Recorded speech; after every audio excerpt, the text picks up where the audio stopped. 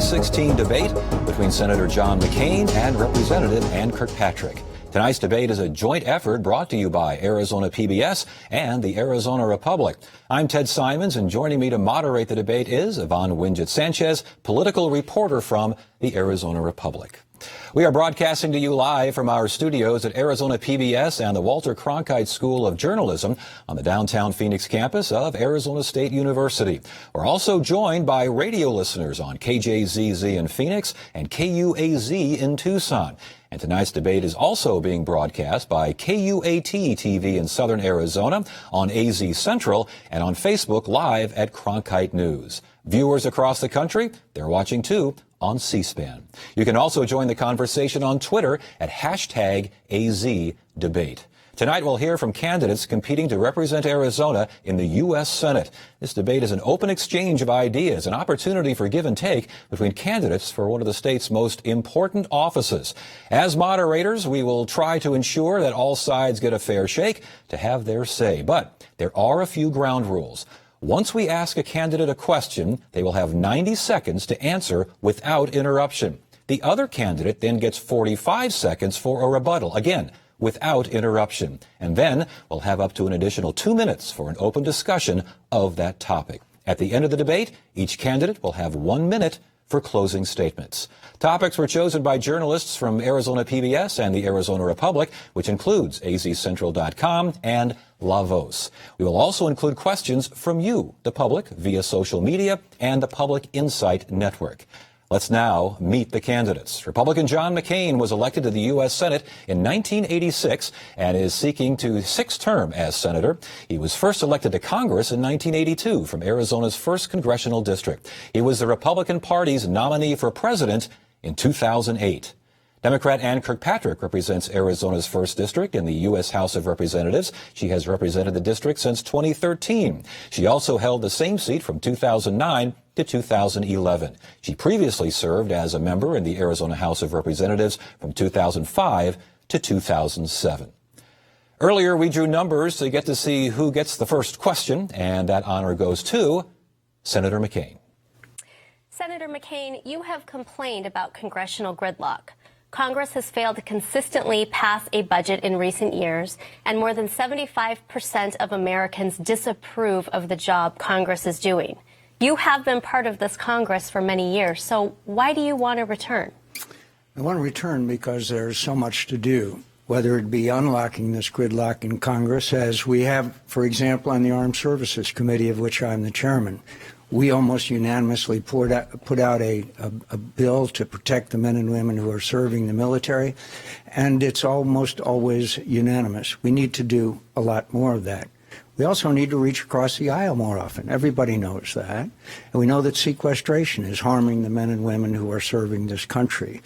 But most of all, I'm running on my record and my service to the state of Arizona and America.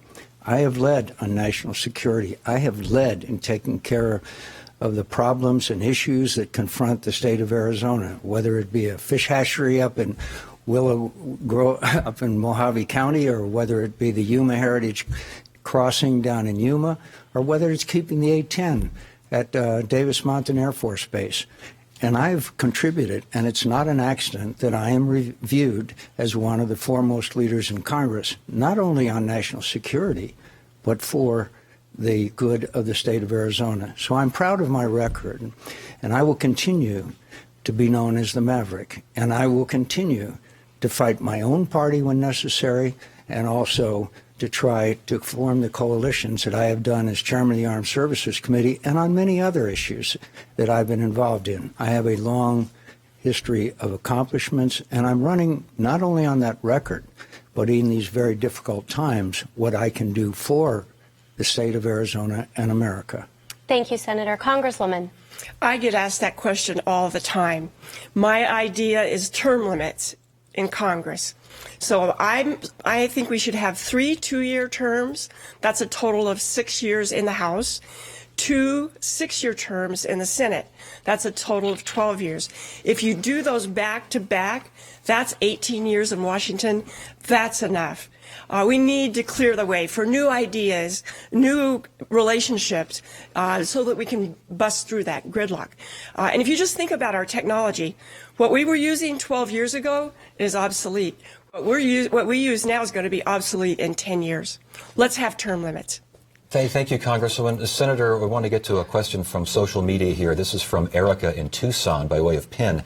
She writes, regardless of who gets elected in November, how will you work across the aisle to make sure policy is passed and we stay out of stalemates? Well, first of all, on the issue of term limits, the voters determine term limits. In fact, at one time, I think they term limited Congresswoman Kirkpatrick, but she came back, and many people are glad that she did. It's the voters who decide what term limits are. But the most important thing is you have to have the knowledge and the background in order to make things happen.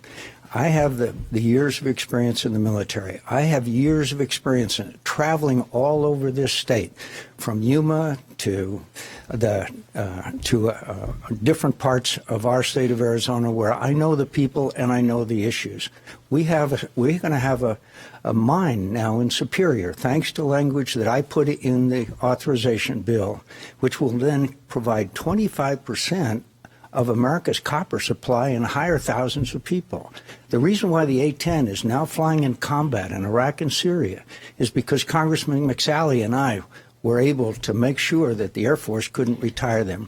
It's experience and knowledge that leads to effectiveness, and you have to have the respect of your colleagues. But the question was working across the aisle. What do you plan to do to keep us out of stalemates? On the Armed Services Committee, we always turn out a bill for 53 years now. That's the only bill that authorizes it gets through the Congress.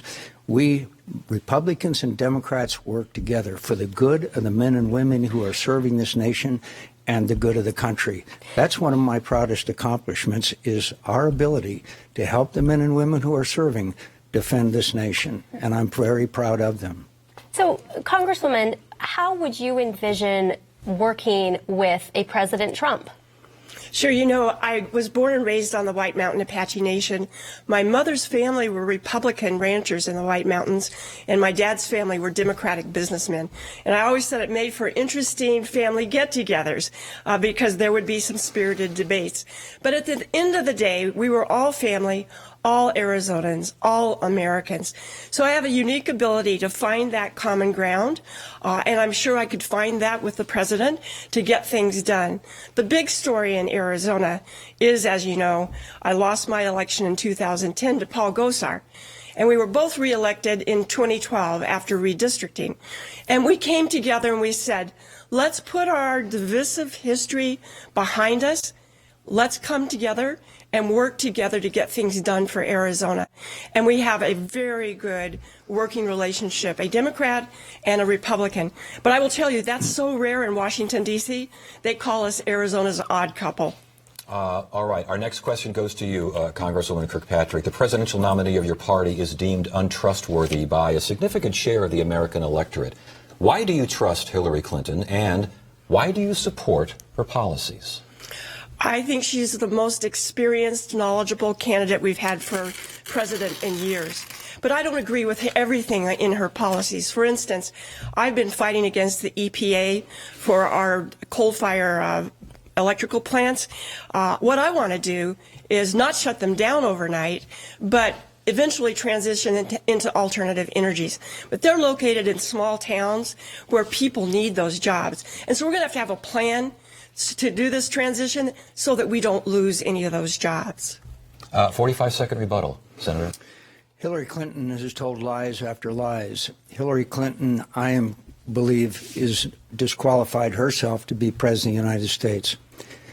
I was a good friend of a man named Chris Stevens. He was the ambassador to Libya, and I knew him and met him. I went to Andrews Air Force Base when the coffins came home with those 4 brave Americans who were murdered in a terrorist act.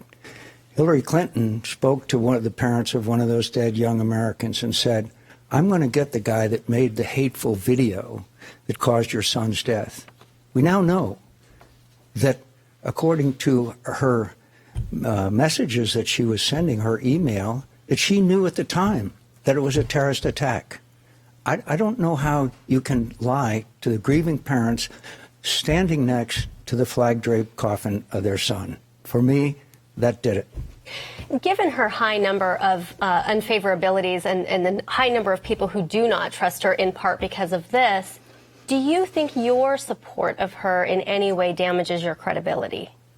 I don't think so. And look, you know, my heart goes out to the families that lost loved ones in Benghazi. But there were at least 7 congressional investigations, and they all came to the same conclusion. There was no wrongdoing. But the majority leader of the House, Kevin McCarthy, actually said they only did that for political reasons to embarrass Hillary. Senator, again, the Benghazi situation has been politicized. Some say to extreme measures. Others say perhaps it's not been investigated enough. Where do you stand on this? And again, how do you associate Congresswoman Kirkpatrick with Benghazi? I don't associate her with Benghazi. I associate her with Hillary Clinton, whose stewardship of the State Department and was a decision maker. After Gaddafi was killed, we walked away. And Lindsey Graham and I and Joe Lieberman wrote a piece that was in the Wall Street Journal. You can't walk away or things are going to go to hell in a handbasket. But the point is that Benghazi has been lied about and lied about and lied about. That we know that from the emails. And tragically, we now have a director of the Federal Bureau of Investigation that has just destroyed the credibility of the FBI by allowing servers' information to be destroyed, by taking actions which have nothing to do with his responsibilities. And so we now have, yes, there was plenty of investigations of Benghazi, and there should have been because of the needless deaths of these brave young Americans. But at the same time, there has been a cover-up, the likes of which I have not seen. And I believe that the facts someday will come out, that this was not an accidental, unprovoked demonstration. It was Senators' disparaging remarks about the FBI. You know, I worked my way through the University of Arizona, earned a law degree, and started my career in Flagstaff as a prosecutor. I've worked with the FBI. They do a lot of the investigations on tribal land, and we have wonderful FBI agents. I have a very good relationship with law enforcement in this state. Senator, could I just say I respect the FBI a great deal, too. But what Mr. Comey has done is establish 2 standards. When General Petraeus revealed some classified information, he paid a penalty. Secretary Clinton was on a private server, access to all kinds of classified information, and she paid no penalty. There's clearly a double standard today. Double standard, Congresswoman? No, there's not a double standard. She admits that she could have handled it differently. There's been so much on the emails when we really should be talking about, you know, what do we do to stimulate our economy? What about starting a major national infrastructure project? I sit on the Transportation Infrastructure Committee. We were hoping to be able to pass a package, about a 6-year national infrastructure package. It would create hundreds of thousands of good-paying jobs. That's what we should be talking about. Senator McCain, the next question goes to you. The presidential nominee of your party has made controversial remarks about women, Mexican immigrants, Muslims, disabled people, and prisoners of war, including you. Over the weekend, you withdrew your support for Donald Trump. One of our social media questions has just come in. This is from Dave in northern Arizona. He's basically asking, what took you so long? Well, because, first of all, could I mention I agree with Congresswoman Kirkpatrick about the importance of infrastructure. That's why I was able to get I-11 into the highway bill, which will then have a corridor that goes all the way from our southern border all the way to Canada. And I appreciate Congresswoman Kirkpatrick's support for that amendment that I got in the bill. I'm in the arena. If someone wants to say something disparaging of me, I understand that. I don't understand it when it's said about other men and some women who have been imprisoned. I did not like it. I spoke out strongly against it. I spoke out strongly on several other issues where I thought that Mr. Trump was absolutely wrong. I've not been shy about it. The son of the Khan family, a man who literally sacrificed his life to save others as he approached an IED, all of those things I thought were very wrong. But then when Mr. Trump attacks women and demeans the women in our nation and in our society, that is a point where I just have to part company. It's not pleasant for me to renounce the nominee of my party. He won the nomination fair and square. But I have daughters. I have friends. I have so many wonderful people on my staff. They cannot be degraded and demeaned in that fashion. And so I believe that I had to withdraw my support, just as I cannot support Hillary Clinton. 45-second rebuttal, Congresswoman. Look, Dave, I've been asking that same question for over a year. John McCain has been supporting Donald Trump. Over 60 times has endorsed him. So it wasn't enough when Trump insulted the Khan family, a Gold Star family who called on John McCain to renounce Trump. It wasn't enough when Trump made fun of a disabled reporter and the whole disabled community called on John McCain to denounce Trump, but no, he wouldn't do that. He even made fun of veterans suffering from PTSD. No, John McCain wouldn't renounce him. He's been trying to run from Trump's disparaging remarks for the last year, while at the same time endorsing him over 60 times. I wonder, since I have renounced my support, when Congresswoman Kirkpatrick is going to renounce her support for Hillary Clinton, who has continuously lied, who lied to the families, the parents standing next to the coffin, flag draped of their son, saying that I'm going to get the guy that made the hateful video, when we know she was emailing her daughter and others that she knew it was a terrorist attack. She has lied about her lies about the server. And it's not an accident that most Americans do not trust her. Can we expect any sort of unendorsement from you? No, you don't. And going back to you, do you think your credibility has been damaged in supporting Donald Trump? Oh, the people of this country and the people of Arizona know me. That's why there's a wide disparity in the polling data. People of Arizona know me and my service to them and my character and my integrity. I just worry, frankly, and this probably has nothing to do with this debate, but I worry about the future of the Republican Party. We're going to have a lot of work to do after this election is over. So if I take your previous answer correctly, you are equating what Hillary Clinton did regarding messages and Benghazi with attacks against family, Muslims? Lying to the family of a slain young man who's a victim of terrorism, lying to them while they're standing next to the coffin.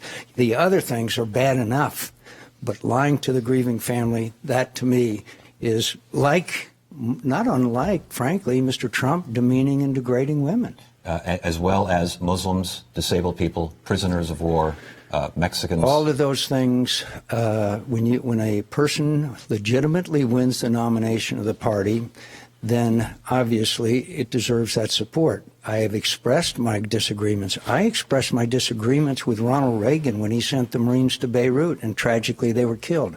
I said that George W. Bush had to fire his Secretary of State when we were losing the war in Iraq. And when I was running, I said I would rather lose a campaign than lose a war. So there's no doubt about my criticism when I see that there's something that's wrong. So who are you going to vote for? I think I might write in Lindsey Graham. He's an old good friend of mine, and a lot of people like him. The fact is, I can't, seriously, I cannot vote for either one. Moving on to immigration. Can I say one more point about that? John McCain has been running away from answering whether or not he trusts Donald Trump's finger on the nuclear button. And so, Senator, I just want to ask you, do you trust Donald Trump's finger on the nuclear arsenal? Yes or no? Isn't that kind of a nonsense question? I've said I don't support him. So why would I? Do you it's trust? A nonsense. Do you trust his finger on the button? I do not see a scenario where the finger would be on the button. Do you support Hillary Clinton's finger on the nuclear button? I do. Okay, but no, I don't. But you still haven't answered the question. I just answered the question, no. And if you want to continue to support someone who has continuously lied to the American people, lie after lie after lie about her server, the person who had the reset button remember the reset button with the Russians, with Lavrov, everything was going to be great? Look at the world with the day that Hillary Clinton became Secretary of State, and look at the world today. You will see a failed policy and threats to the United States of America and attacks on the United States of America that our director of the CIA says are going to continue. That's part of the leadership team that Hillary Clinton was an integral part of. Real quickly, did you support the idea of Donald Trump's finger on the button until this past weekend? I did, because I was supporting the nominee of the party. I will continue. With the nominee of the party becomes responsibilities, and there are also authorities. And we have seen many times, you could go all the way back to Harry Truman, that the office has made the person. But this is an academic discussion, my friend, because I no longer support Donald Trump to be President of the United States. Moving on to the next question, this is on immigration. There are 11 million undocumented immigrants living in limbo, waiting for Congress to implement a comprehensive immigration reform plan, something it has not done since 1986. You both agree that reform is needed. Congresswoman Kirkpatrick, you are an advocate for immigration reform, but when the Democratic Party controlled both chambers of Congress and the White House, immigration reform was not enacted. Why should voters expect anything different if they return you to office? And let me just say, as a former prosecutor, I'm all about enforcing the law. But we all know this law is broken. It's an economic issue because it hurts business, but it's a moral issue because it's tearing families apart. I've been a consistent supporter for comprehensive immigration reform that includes the DREAM Act. And I have an immigration working group that meets periodically. It's very broad-based. It's faith-based, it's businesses, it's dreamers. And we start our meetings with the stories of the dreamers and what's happened to their families and how this is just a tragic situation for them. So I introduced legislation that would allow dreamers to work on Capitol Hill. Because I think if dreamers were working on Capitol Hill and people like Senator McCain could hear their stories, we would pass comprehensive immigration reform in a heartbeat. We think right now we've got the votes in the House to do that, but our leadership, Senator McCain's leadership, won't bring it up for a vote. Senator. I'm really glad you mentioned the fact that in 2009, when Barack Obama was elected President of the United States, they had 60 votes in the Senate, overwhelming majority in the House. Do you think that Barack Obama or Congresswoman Kirkpatrick brought up immigration reform? No, of course not. They want to do Obamacare, the disaster of Obamacare, which Congresswoman Kirkpatrick says she's most proud of, which Bill Clinton, former President Clinton, just said is the craziest thing we've ever done. So instead of that, they did the stimulus package, they did Obamacare, they did a whole bunch of other things which were very damaging to the country. And then I was able to get immigration reform through the United States Senate. That is a very big difference between having working groups and talking about it and legislative accomplishments. And I promise you that the Dreamers were part of immigration reform. But we also have to have a secure border.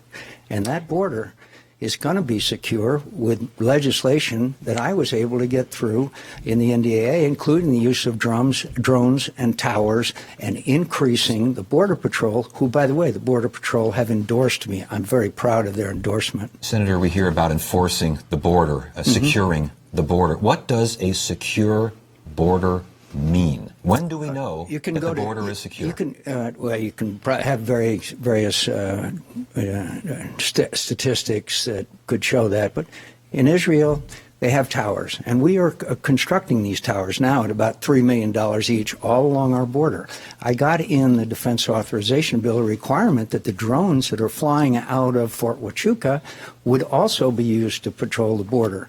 And we can do it with technology and also additional Border Patrol personnel. I've worked very closely with the Border Patrol. That's why they endorsed me. And that's why I'm so proud to have their endorsement, along with our law enforcement, who have also endorsed me for re-election. So we can. But there's another big issue now that's lurking out there, and that's manufactured Mexican heroin, which is getting across our border and is killing people. And that means that we have to do whatever is necessary to secure that border. On that point, we have a social media question. This one's from Brett Keating from Mesa via the Public Insight Network. He says, one major problem that I see on the streets I live on are drugs, and it is widely reported that many of these illegal drugs come from across the border. How would you go about stopping this? Congresswoman. Yeah, let me first address about what it means to have a secure border. We have tribes that are on the border. I visit with them, and I have friends who are ranchers down there. The border will be secure when they feel secure, and they don't. But this is the very reason that we have to pass comprehensive immigration reform, is so that the Border Patrol agents can focus on the criminal activity there. And we've got to get this done. So, yeah, I have zero tolerance for the criminal drug trafficking, the sex trafficking at the border, and that's why we have to have comprehensive immigration reform. Going back to Brett's question, how do you stop it? By focusing our Border Patrol agents' attention, time, resources on the criminal element. Could I just add, right now it takes 18 months for a Border Patrol agent to, once applies, to become Border Patrol. That's wrong. We should have any member of the military, any veteran, absolutely to be able to make that transition immediately. It's tough on the border. In 115, 120-degree heat, we should be providing those Border Patrol agents that are on our southern border with hazardous duty pay, with incentive pay. Because there's lots of them who like to be up in a nicer environment. It's tough when you're sitting in a vehicle in this kind of heat. We need to provide them with the incentive they need. We need to supply them with the support they need. We need technology, which is a major, major factor. And again, I couldn't be more proud that the Border Patrol agents, who I have such a good relationship with, have endorsed my candidacy and are supporting it. And by the way, I also fixed their retirement system. Moving on to our next question about illegal immigration. Senator McCain, you've criticized President Obama's executive actions that deferred the deportation of certain immigrants and expanded protections to Dreamers. What would you do with these young, undocumented immigrants who were brought to this country as children but were raised Americans? It's easy. I would pass the comprehensive immigration reform that we passed through the United States Senate, and I was the group of us that got it passed, and obviously it's got to be part of all of comprehensive immigration reform. Look, terrible things are happening right now to young people from Guatemala, El Salvador, Honduras. They're being transported by these coyotes and mistreated terribly on the way. Some of them are dying. We have to have them taken care of in those countries of origin, where if they have a humanitarian issue, go to our consulate, go to our embassy, staff those up so that they're not subjected to this ride. Some of them are on the top of trains and fall off of trains. And it is a requirement for all of us to have a secure border. There's another issue. Right now as we speak, Baghdadi is sending people with secure apps into the refugee flow, which was caused by Barack Obama's failed policies, and sooner or later they're going to try to get across our southern border. It has now become a national security issue. Thank you, Senator. Congresswoman. Nearly 15 years ago, John McCain did introduce the DREAM Act, but when it came up for a vote in the Senate, he voted against it. Now, I just recently visited Nogales, talking with the business community down there, entrepreneurs who are really bringing economic development to the area, and they said Trump's idea of building a wall at the border is bad for Arizona, but deporting 12 million people, that's personal. Could I just rebut that? Sure. I voted because it was not part of comprehensive. It was part of comprehensive immigration reform throughout, and everybody knows that. Congresswoman, going back to these executive actions, you supported them. The courts have found, though, that those actions are unconstitutional, yet Hillary Clinton has said she would go even further with these protections. Do you agree with that stance? And Which types of protections would you support? You know, I support the protections of the DAPA and DACA. Right now in Arizona, we have so many people now with the fear that they might be deported because of the Supreme Court's action. And this is why we have to have a full Supreme Court. John McCain, right after Justice Scalia passed away, said we shouldn't fill the Supreme Court for a year, because I think the next president should be filling that position, and he was supporting Donald Trump. We need to have a working Supreme Court, and the DAPA and DACA decision is an excellent example of that. What do you think, Senator? What's going on here with the Supreme Court and waiting so long to get this to Scalia replacement? A number of years ago, when the situation was reversed, the Vice President of the United States, then Senator Joe Biden, went to the floor of the Senate and said, hey, we can't have a vote. We've got a vote coming up here. We can't consider this. Let the American people speak. This is too important. And let's not have any consideration of a Supreme Court justice until after the election. I'm with Joe Biden. Joe and I, we disagree on a lot, but let's let the people decide. This vote and this election is one of the most important in history. By the way, on this issue of this, the courts are more and more deciding that Barack Obama is acting unconstitutionally. Barack Obama said, I've got a pen and I've got a phone. This is not the first time on these immigration issues. He is violating his oath of office and the Constitution of the United States, and I don't say that lightly. Going back to the justice appointment, do you trust either of the major party candidates to appoint a Supreme Court justice? The Constitution says that the president proposes and the Senate disposes. I have confidence that if we can keep the majority, we Republicans can keep the majority in the United States Senate, we will scrutinize and we will be very, very studious about who we would vote for or vote against. But the worst thing, in my view, is a Hillary Clinton presidency and a majority of Democrats in the Senate. We could not afford, America could not, it would be tough times. Respond, please, Congresswoman. I'm not at all surprised that John McCain supports somebody from Washington and listens to Washington after he's been there for 33 years. But here's what the Arizona people are saying. They're saying, John McCain, do your job.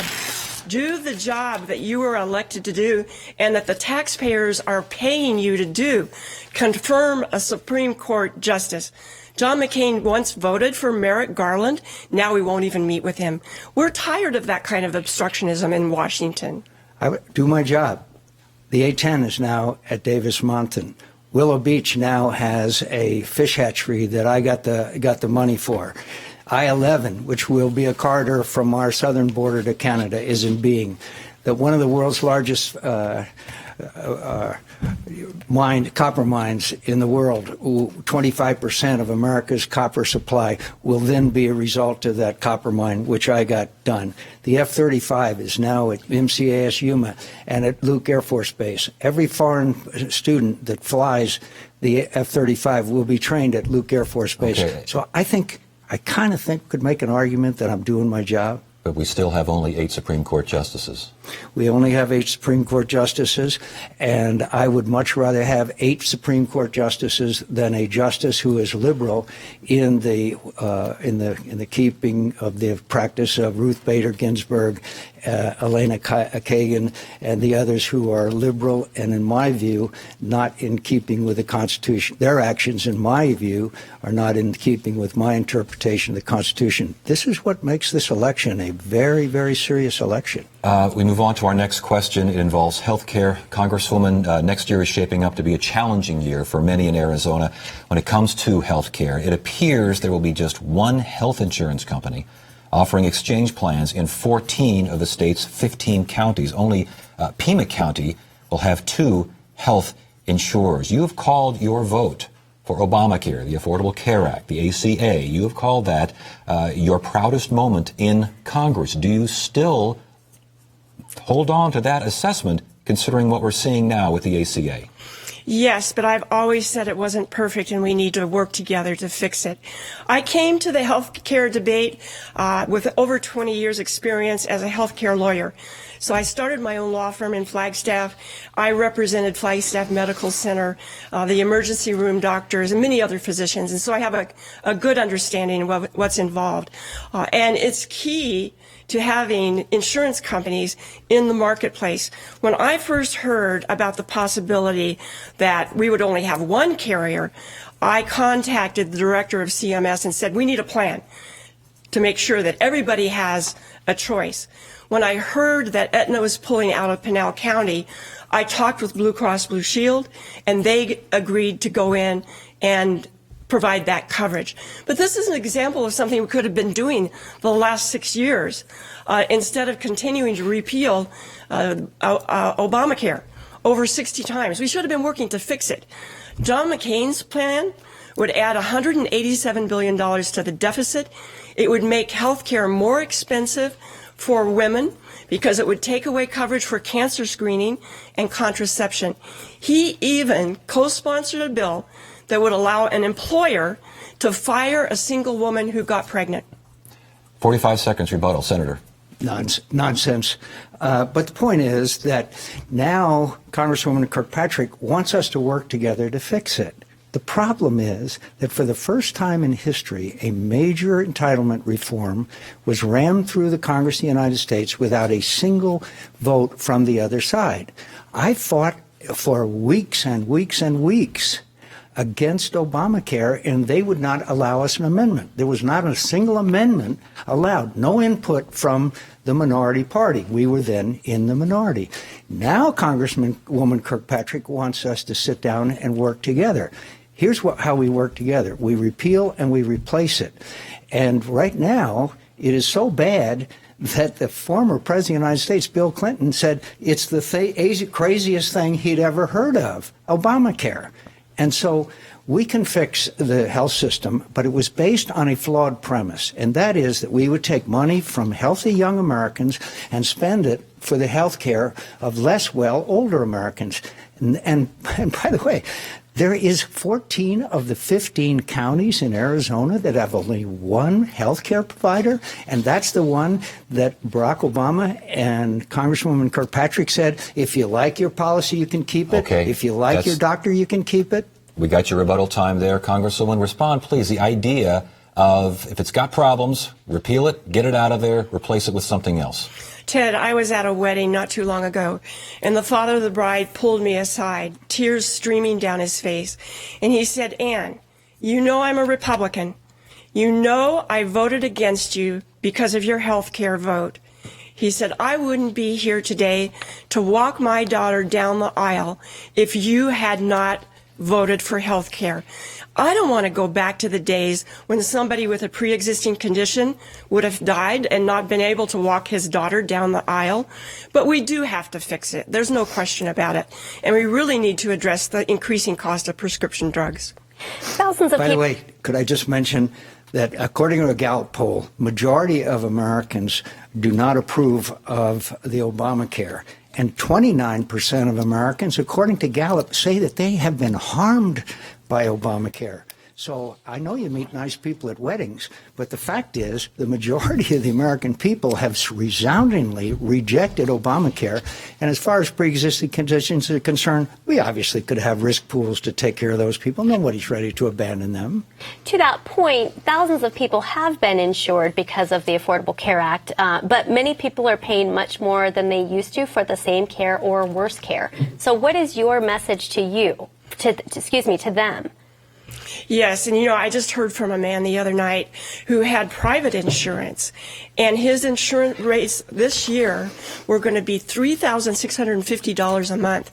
And he said, thank heavens he was able to get insurance through Obamacare, and his premium's about $500 a month. Blue Cross Blue Shield has announced that they're going to have a 65% increase in their charges. 65%. The co-pays and the deductibles are skyrocketing out of sight, and that's why 21 million Americans were predicted to have been part of Obamacare, and only 9 million Americans have. The whole thing is collapsing like a house of cards. Would the whole thing have collapsed like a house of cards, as you describe it, if Congress, instead of repeatedly trying to repeal the ACA, worked to try to improve it? We would be glad to try to fix it, but because it was based on a flawed premise that I just described to you, we have to scrap it and start over. It was based on the wrong idea that we were going to penalize young people. Those young people would rather pay the fine. And by the way, I have legislation that if there's only one health care provider, as there is in 14 of the 15 Arizona counties, then they shouldn't have to pay a fine. There's no choice there. There's no doctor that they like that they can keep. It's a scam. And the problem is that the cost is becoming prohibitive, and we've got to change it and fix it. All right. Move on to our next question regarding the economy. Senator McCain, this is for you. Since the Great Recession, the U.S. has seen some recovery, but the rebound has been sluggish. What is your plan to accelerate job growth? What is your plan to accelerate the economy? Regulations and regulations and regulations.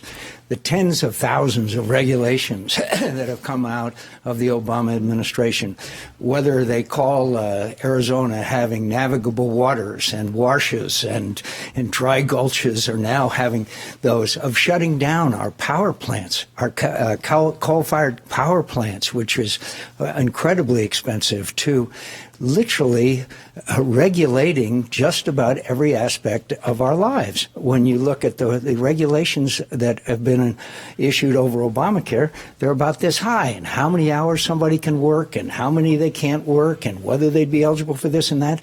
It's micromanagement. Let's turn the government back to our governor and our legislature. And let's let the states decide these issues rather than it be a flood. 25,000 regulations have come out of this administration. And since they've only got 4 months left, I'm sorry to tell you, you ain't seen nothing yet. 45-second rebuttal, Congresswoman.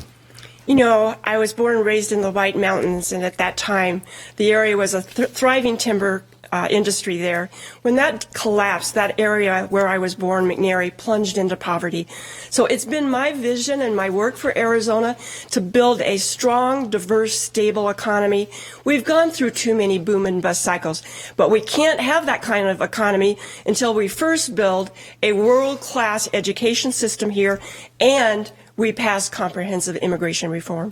Let me just mention to you two issues that determine the future of the state of Arizona: fire and water. Fire and water. 20% of our national forests have been consumed by forests in the last 10 years. We need to thin our forests. We're going to have to make some tough decisions on water. And I'm glad to work with Congresswoman Kirkpatrick and anybody else, and with our governor and others. We have to work together because the issue is going to determine the future of our children and our grandchildren. And I'm proud to have worked with John Kyle on a number of Indian water settlements, which are critical to the future of the supply of water in Arizona. Senator McCain, you've talked about less regulation, but how do we avoid the results that we saw in 2007 of the Bush-era economic plan of less regulations and tax cuts?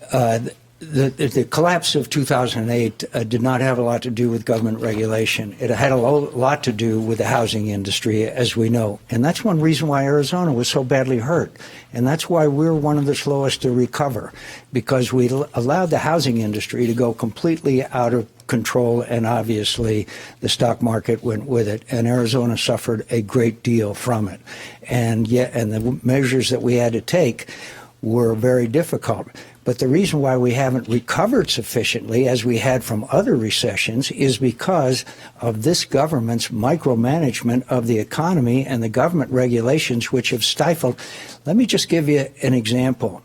If you cut the number of hours per week that a person can work and then also not be eligible for Obamacare, then you are causing that employer to do things which make it difficult to really make a profit and hire additional individuals. Congresswoman, the idea that fewer regulations and tax cuts did not have a factor, were not a factor in the 2008-2007 recession. You buying that? I'm not buying that, but I will tell you, I saw so many families really suffer in the housing crisis. I remember taking a walk in my neighborhood in Flagstaff, and an entire cul-de-sac, every house was being foreclosed on. It really hurt families, and it didn't hurt the people of Wall Street who made more money. Donald Trump said it was an opportunity, a business opportunity for him. There was a day when John McCain was a maverick and would stand up to his party, but now he has taken more money from Wall Street than any other sitting senator. He gave them the bailout. I've always opposed the bailouts. Here's a reason why this is the slowest recovery in history. There's a reason for that, and that is because of the stewardship of the economy the last 8 years. It really isn't a lot more complicated than that. We're going to mix it up just a little bit, knowing that people can go to each of your websites for more details on this. One-word answer. Arizonans are going to be asked whether they want to increase the minimum wage to $12 by 2020. Yes or no? Do you support it, Senator McCain? No. Yes. All right. Wow. That worked pretty well. I thought we'd have to rein you in, but that was a good job. Thank you so much.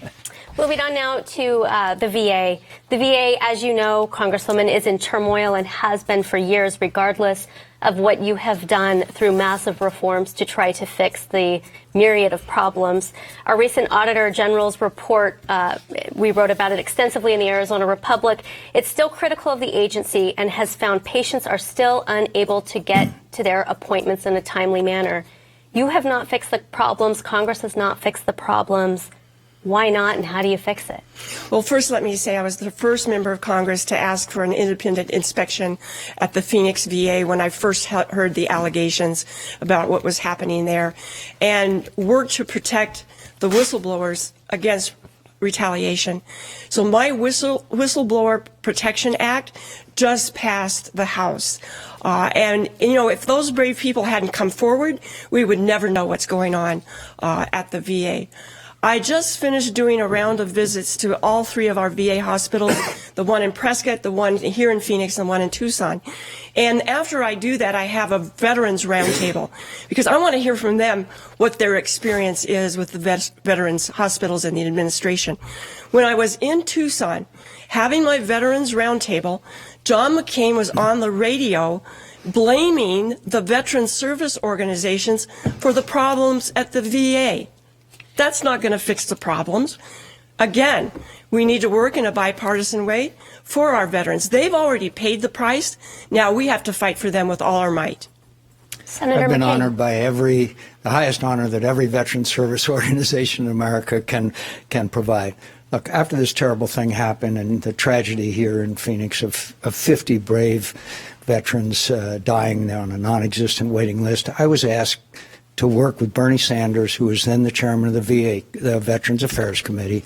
We worked hard. It was tough. And from out of it, we made some significant reforms. Among them are the choice card, that a veteran, under certain conditions, is able to go out and get health care from a provider. So far, over 5 million appointments have been made. That was legislation that Senator Sanders and I worked on and was able to get through Congress. There's a terrible problem in America today, and that is veteran suicide. 8,000 veterans commit suicide every day, 22 every day. I passed the Clay Hunt Suicide Prevention Act, thanks to the family members of Clay Hunt, a young man who committed suicide, and we are working on this issue. And by the way, I'm proud of the city of Phoenix for not having homeless veterans. Senator, that's a 45-second rebuttal. We thank you for that. Congresswoman Kirkpatrick, the idea of a new director at the Phoenix VA hospital is not unusual. We've had now 7 in 2 years. The latest has a troubled history. Your thought on that appointment? Yes, I recently had the opportunity to meet her. Look, I know as a woman how difficult it is to rise up in the ranks in any kind of organization. And so I welcomed her to Arizona. I want to give her a chance. You want to give her a chance, Senator? I'm afraid so, but it's more of an indictment of the system, my friend, and that is to have 7 heads of the VA here in Phoenix in 3 years. That's unacceptable. No organization can function effectively when you have 3 heads of it in 3 years. I think she's got a lot to prove. I think she's got a great deal to prove. And so I'm willing to give her a chance also. But frankly, the whole system cries out. Look, do you know that in Denver, Colorado, the VA tried to build a hospital and it cost $1.7 billion and they still haven't built a hospital? Think of how many veterans could be treated with that kind of money. And finally, again, I want a veteran to have the same choice that someone on Medicare does. Thank you, Senator. Get the care at the VA or go to the physician and healthcare provider of your choice. We want to make sure we have enough time for another question that voters care deeply about. This one is related to terrorism and national security. Senator, over the past year, we've seen terrorist attacks on U.S. cities from coast to coast. How do you propose keeping Arizonans safe from attacks either inspired or sponsored by terrorist groups like ISIS? As I said, look at a map of the world in 2009 when Barack Obama came to office and look at it today. The world's in turmoil. The world's on fire. As far as terrorism is concerned, right now as we speak, Baghdadi is giving people these encrypted apps that I told you about. There's also what we call the self-radicalized one, the young man that's sitting in front on the internet right now being self-radicalized, that he's willing to go out and take his life to take the life of others. First, we got to go to Raqqa, and we can do it with a small number of Americans, kill them there, kill them here. Second of all, there is an ideological struggle that we're involved in to try to stop this radical Islam, which the President of the United States refuses to call Islamic terrorism, and we're going to have this fight. And the problem is that due to Barack Obama's failure, leading from behind, ISIS is metastasizing throughout the world. All in North Africa, places like Indonesia, Malaysia, other places in the world, because when America leads from behind, some other really bad people lead from in front. We need a leader who will lead. Thank you, Senator. Congresswoman. We have to keep our country safe. ISIS has to be destroyed, and it's a two-pronged approach. We have to take out their leadership, and we have to prevent them from exporting terror. John McCain's solution is to send in more troops. Anytime there's a crisis, send in more troops. I don't want to send any more troops in until we have a plan to bring them home and a plan to take care of them once they get home. You know, I was the one that said we were losing the war in Iraq and we had to have the surge. And I wanted the Secretary of Defense fired. That was with President George W. Bush. And the fact is, thanks to inspired leadership and service and sacrifice, we won. And then Barack Obama pulled everybody out, and the rest is history as al-Qaeda became ISIS and went to Syria and morphed. And it didn't have to happen. Were those troops pulled out as prescribed by President Bush? Pardon me? Were those troops pulled out as promised or prescribed by President Bush? You see, the lie that's being told is that somehow we had to pull them out. It's not true. I was there in Baghdad with Lindsey Graham and Joe Lieberman. I won't go through it. They were ready to stay. But Obama said that they needed to have a status of forces agreement. Now we have 5,000 American troops there. Where's the requirement for the status of forces agreement? It's not there, and it's not necessary. And we are doing it incrementally, which is a lot of us who know a little bit about warfare is called mission creep. Congresswoman Kirkpatrick says that you want to see troops back in Iraq. Valid? There are 4,500 troops there. There's 4,500 there now. More troops. And they're in Syria as well, as they are gradually increasing and escalating. By the way, the same Iraq that Barack Obama said we are leaving behind, the freest, safest, and most democratic Iraq. Do you want to see more troops in Iraq? I need enough troops. Okay, what you really need, you need a 100,000 person force, 10,000 Americans, 90,000 Sunnis, because Americans have special kinds of capabilities, including air support and others. Go in and take Raqqa, and you can do that, and you can do it in a short period of time. Right now, they have no strategy. Congresswoman? Yes, John McCain is just not being truthful about the withdrawal from Iraq. It was George W. Bush. And John McCain knows that because in 2010, he put out on Twitter congratulating President Bush for the pullout and how happy he was that that had been accomplished. He's just not telling the truth. And the fact is that I wrote pieces and I argued on the floor and we fought in order and predicted what would happen. And he did not pull them all out. They were not all pulled out until Barack Obama became President of the United States. Congresswoman? Well, you know, it's interesting that we've spent so much of this debate talking about the national issues. It doesn't surprise me because John McCain's still running for president. I'm running to be Arizona's senator. So I'd like to talk about some things that are important to Arizonans, like jobs. Okay, well, we did talk about the economy to a certain extent earlier on, but right now we are simply out of time. Thank you, candidates, for a lively debate. It's now time for closing statements, and earlier we drew numbers to determine the order of closing statements. Representative, Ann Kirkpatrick won that draw and will give the first closing statement. It would be an honor to serve Arizona as your next senator. My Arizona roots are deep. On both sides of my family, we've been here 100 years. I always put Arizona first. What's remarkable is that I, like hundreds of thousands other Arizonans, once voted for John McCain. But I'm disappointed. He's changed since he's been in Washington for 33 years. You see, he once authored the DREAM Act, and then he voted against it. He supported comprehensive immigration reform, and now he's campaigned on Build the Dang Fence. He once fought the corrupting money in politics, the McCain-Feingold bill, and now he has taken more money from Wall Street than any other sitting senator. It would be an honor. Arizonans have a choice in this election. I would be honored to have your vote. Thanks so much. Thank you, Congresswoman. And now with the final closing statement, Senator John McCain. Well, thanks for this. Really, it's been a delightful evening, and thank you for your professional questions, and I appreciate it. Congresswoman Kirkpatrick is right. I have changed. I have changed. I understand the issues and challenges that face Arizona. I've traveled everywhere. I've got the endorsement of 52 mayors in Arizona.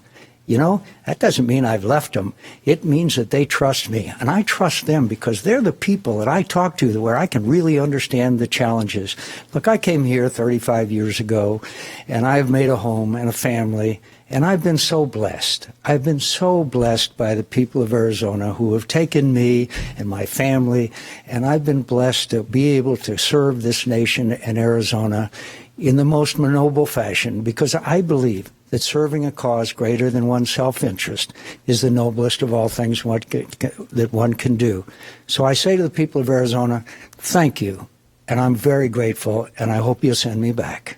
All right. Again, candidates, thank you so very much. That's it for now for this special U.S. Senate Election 2016 debate brought to you by Arizona PBS and the Arizona Republic. Thanks to the candidates for their participation, and thanks to members of the public who sent in questions, and thank you for watching. For Yvonne Winget-Sanchez, I'm Ted Simons. Please stay tuned to Arizona PBS for continued coverage of the 2016 election. You have a great evening.